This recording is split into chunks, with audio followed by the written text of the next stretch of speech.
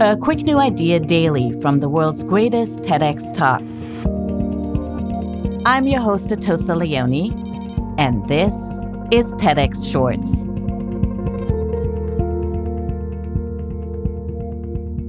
Over the last year, it's become clear how the pandemic compounds the problems vulnerable communities already face.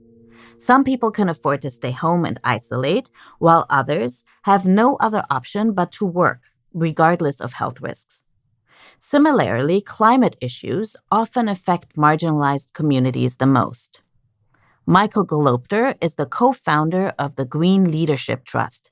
Today, he advocates for all of us to rally around climate justice, a cause that will ultimately reduce inequality. I'm talking today to you about climate justice, about the way these two things, these two words go together, why they fit together. I'm often asked, aren't they separate? Why can't we just deal with climate on the one hand and justice on the other and not worry about it as a joint problem?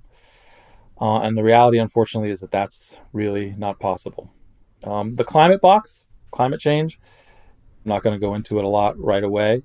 The second box of justice, we all know all too well from what's happening in the US and around the world today, cries for justice, the disproportionate economic impacts of COVID and the recession, the disproportionate health impacts of COVID on different people.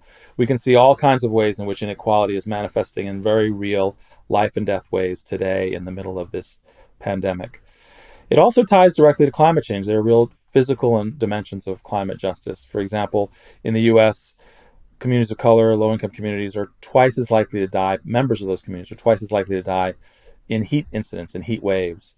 Native communities around the world are being driven out by drought, by the melting of the Arctic Circle, the changing of their lifestyles, of their life ways, of the places they live that they count on being solid that are turning into muck, and in the process releasing even more CO2.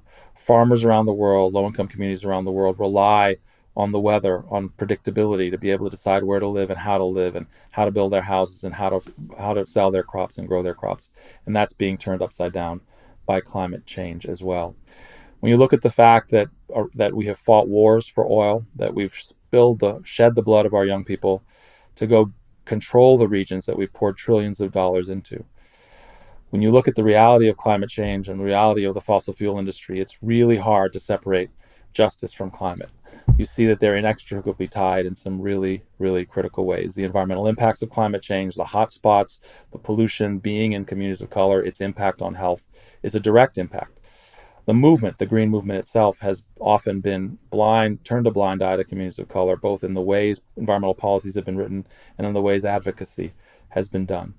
And the two core pillars of climate action, climate mitigation and climate adaptation, it's really easy to see how we do not get to answers without taking justice into consideration. The way we are living today is already unsustainable and untenable from a social justice perspective and, frankly, from an environmental perspective. Let's look at mitigation, for example. Climate mitigation is about how do you stop climate emissions. People often talk about the market capitalization of fossil fuel companies. They're a big part of our economy. But there's a day-to-day activity, a flow of cash that is projected in the fossil fuel industry to be around if we don't stop emissions. Now, what does that mean for mitigation? How are we going to stop that? Are we just going to turn the spigot off?